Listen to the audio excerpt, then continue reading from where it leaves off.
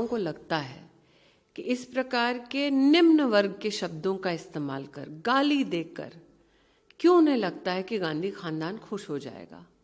वो कौन सा कल्चर है जिसको गांधी खानदान ने सर्टिफाई किया है कांग्रेस में? प्रश्न ये उठता है, क्योंकि ये सारे बयान, चाहे महामहिम राष्ट्रपति की जी के खिलाफ अभद्र टिप्पणी हो, चाहे मेरे खिलाफ अभद्र टिप्पणी हो, चाहे नरेंद्र मोदी को मौत के घाट उतारने की बात हो, चाहे भारतीय सेना के खिलाफ टिप्पणी हो, ये सारी टिप्पणियां कांग्रेस के जितने भी नेता हैं वो सर्वसम्मति से, कई टिप्पणियां तो गांधी खानदान की उपस्थिति में दी गई। तो ऐसा क्या है कि गांधी खानदान इस प्रकार के अभद्र व्यवहार को प्रोत्साहित करता है? मूलतः प्रश्न ये है कि क्या तरक्की गांधी खानदान तभी करने देगा जब आप इस प्रकार की भद्दी गालियां देंगे? अगर है तो ये गांधी खानदान के असली चरित्र का सही उजागर करने वाला एक अंश है। लेकिन प्रश्न ये भी तो उठता है, जब उनसे बोला गया देखिए, तो मैं मतलब ये बोलचाल की भाषा है। बनारस को, हिंदुस्तान को और विशेषतः उत्तर भारत को जो लोग जानते हैं, हमारी संस्कृति, हमारी सभ्यता में महिला के प्रति अभद्र टिप्पणियां करना हमारे संस्कार का विषय नहीं है। उनके राजनीतिक संस्कार का ये दर्पण हो सकता है, लेकिन काशी का, मोक्षदायिनी का ये ना संस्कार है, ना ऐसे शब्द जो है हमारे कोई राजनीतिक या सांस्कृतिक या सामाजिक श्रृंगार का कोई वर्णन है या अथवा उसका एक भाग है। एक चीज बहुत ही क्लियर आज दिख रही है कि कांग्रेस किसी भी बात पे माफी मांगने के लिए, या उनको नहीं लगता कि मैंने ऐसा कुछ कहा। मल्लिकार्जुन खड़गे जी भी जिस तरीके के उन्होंने, मैं दोबारा कहती हूँ, अगर गांधी खानदान को पसंद है अभद्र भाषा, तो कोई भी कांग्रेसी जो ऐसी अभद्र भाषा का इस्तेमाल करता है वो माफी क्यों मांगेगा? उनको तो तमगा पाने के लिए गांधी खानदान से, अगर ऐसी टिप्पणियां करके ही तमगा पाया जा सकता है, तो ये विषय गांधी खानदान के संस्कारों का है।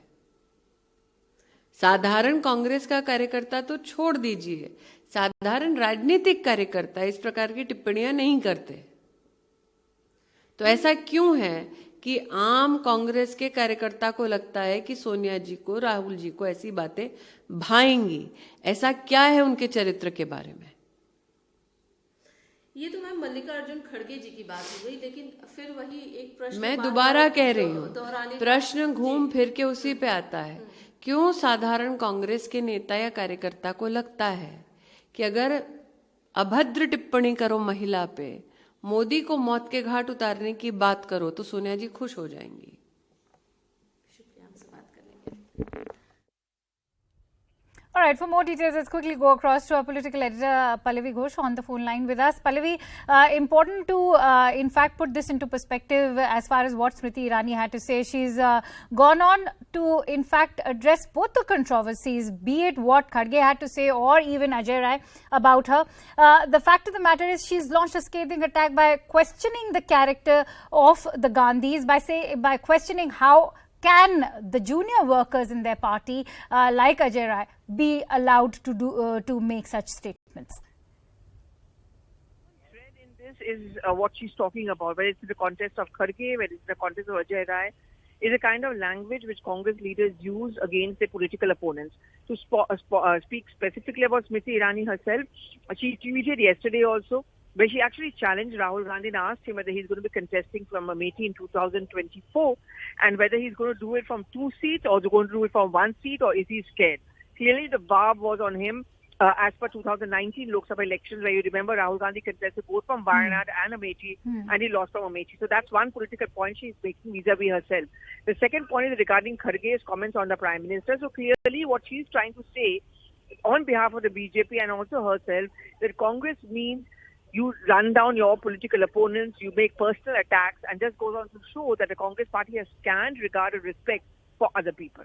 And if one were to talk about that scant regard or respect for other people, or even if it is the Prime Minister, time and again, let's take an example from what we saw happen in Gujarat. It's only backfired for the Congress party. When I go back in history, remember the Motka Saudagar comment of Sonia Gandhi. After that, the Congress has never really bounced back, barring 2017 in Gujarat, Neech Aadmi, Chai Wala, all these kind of things have given political dividends to the BJP. And of course, the latest being the comparing the Prime Minister to Ravan. Mallikarjun Kharge did that in Gujarat. It came back and hit them hard.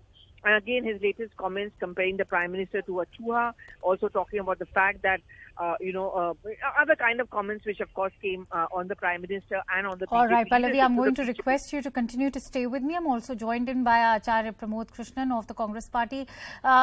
Pramod Krishnan जी, आपने सुना स्मृति ईरानी का क्या कहना है? वो कहते हैं कि इससे गांधी के कैरेक्टर के बारे में पता चलता है। अगर कांग्रेस पार्टी के दूसरे पॉलिटिशियन ऐसी बातें, चाहे कंट्री के चीफ प्राइम मिनिस्टर के बारे में हो या फिर स्मृति ईरानी के बारे में जो अजय राय ने कहा, वही ले लिया जाए एज एन एग्जाम्पल, गांधी कभी इंटरवीन करते ही नहीं है या कोई अपॉलॉजी भी नहीं ऑफर की जाती।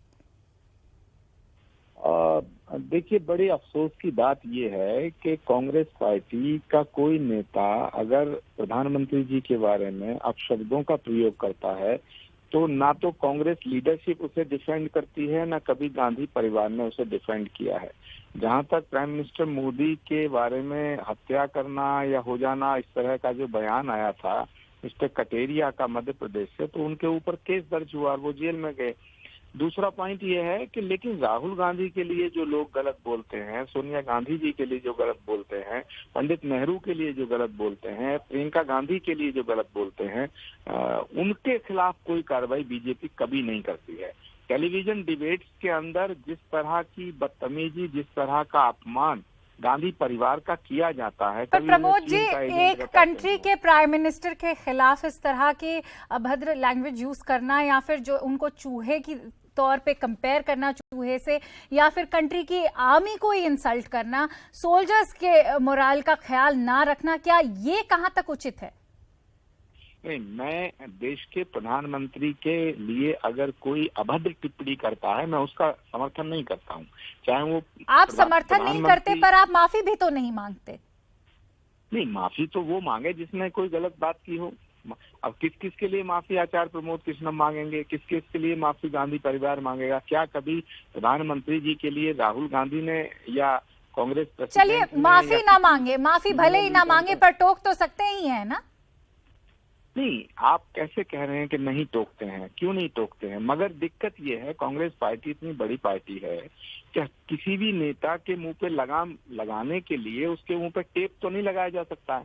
तो लोगों का व्यक्तिगत विचार है, अगर कोई गलत बोलेगा उसके खिलाफ कानूनी कार्रवाई करने का हक है पुलिस को, प्रशासन को।